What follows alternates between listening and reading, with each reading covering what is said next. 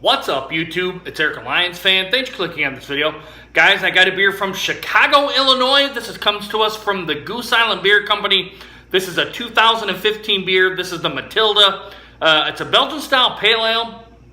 The date on the back here says 17th of March of 2015. This is their 2015 edition.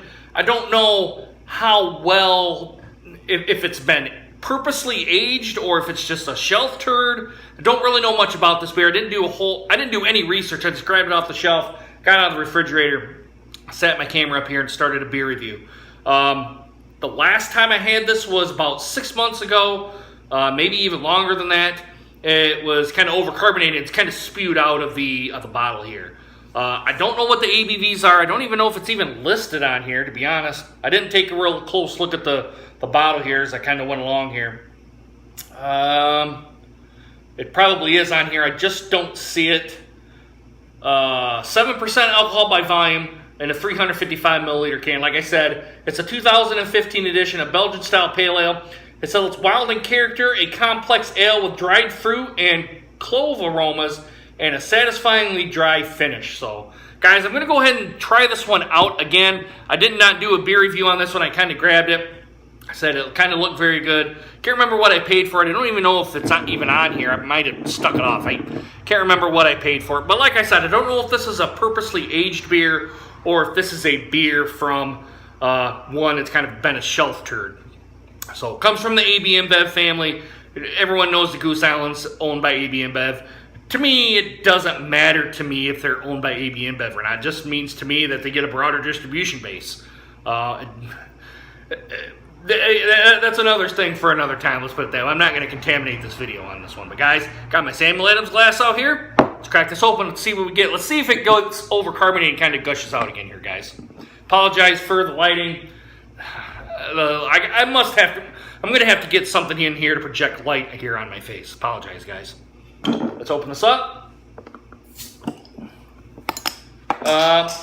This one's coming out right there. Bingo. Coming out just like the last one. I don't know if you guys can see it. It's gushing out up here. It's all over the floor here. I'm going to have to pause the video, guys. I'll be right back. Hey, guys, I'm back.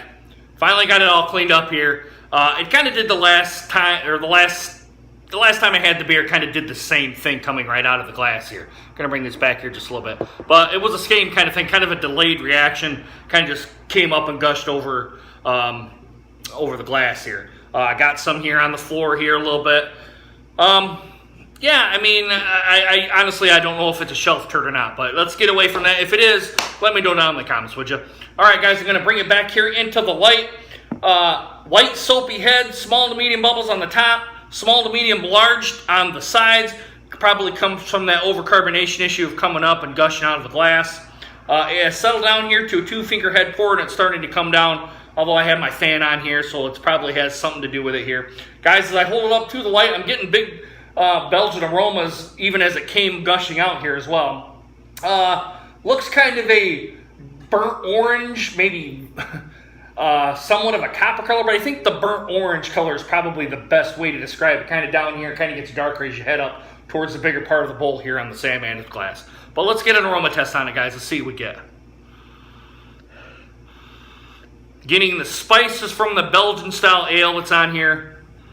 I think I'm getting cinnamon as well. You're definitely smelling the cloves. I'm not getting any fruit on the aroma. I'm only getting the Belgian spices and the cinnamon, which I think is cinnamon. Maybe a little bit of nutmeg in here, but I don't know if they've added anything in here. That's kind of just what I'm smelling. Although usually with the Belgian Style ales, I kind of get those two kind of spices as I'm kind of smelling a Belgian ale as it is. Yeah, that's kind of really all I'm getting. I'm smelling that Belgian yeast, and I'm getting some kind of spice like a cinnamon or a nutmeg or an allspice or something like that. But guys, let's get this down the gullet and see what we get. Bottoms up, guys. Cheers.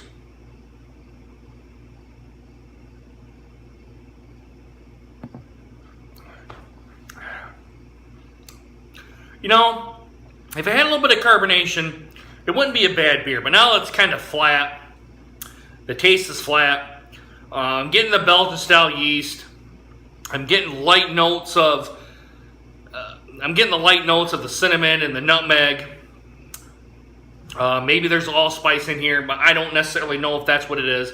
I'm not tasting any of the cloves on this one. Kind of a disappointing beer from these guys. Now, I know in 2015 they kind of had some issues, especially with their stout, with infection issues, and this one had an overcarbonation issue. The Bourbon County Stout, I guess I really should say, had the infection issues in 2015. Some were okay, and some were infected. And then this one has an overcarbonation issue.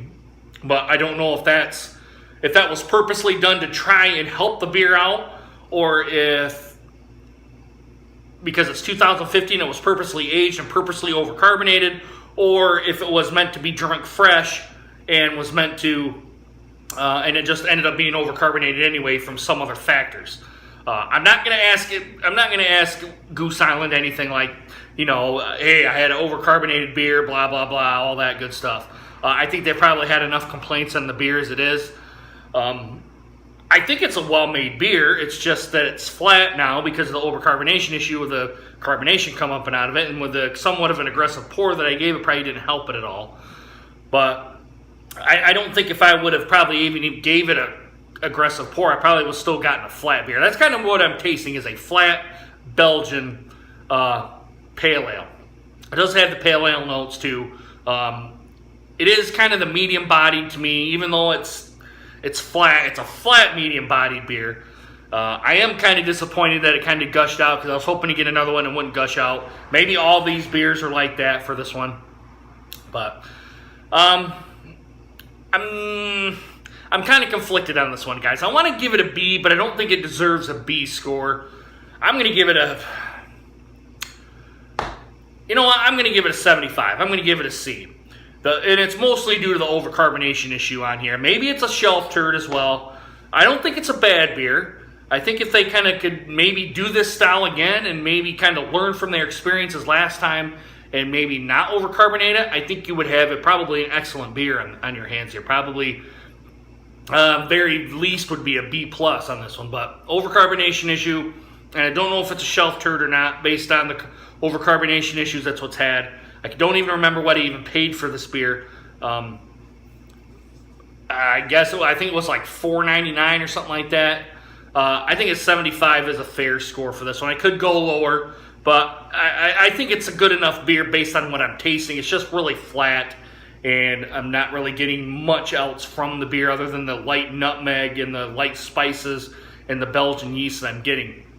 But yeah, I mean, like I said, if they can learn from their experiences and make this beer again and maybe kind of tame the overcarbonation issues, I think you would have a top-notch beer on your hands. But guys, let me know what you guys think of the, I believe it's called the Matilda. It's a Belgian Style Pale Ale from the Goose Island Brewing Company. Let me know what you guys think, guys. If you had a beer, was your beer overcarbonated, or did it gush out kind of like what mine did? Let me know down in the comments, would you guys? I mean, really, I don't really know what really else to say on this beer other than what I've already said. But guys, if you've had too much to drink, please get a designated driver. You guys should know my spiel by now, but if not, I'm going to say it one more time. Don't drive home drunk, all right? Because you're going to get pulled over by the cops. They're going to make you do the stupid-ass sobriety test.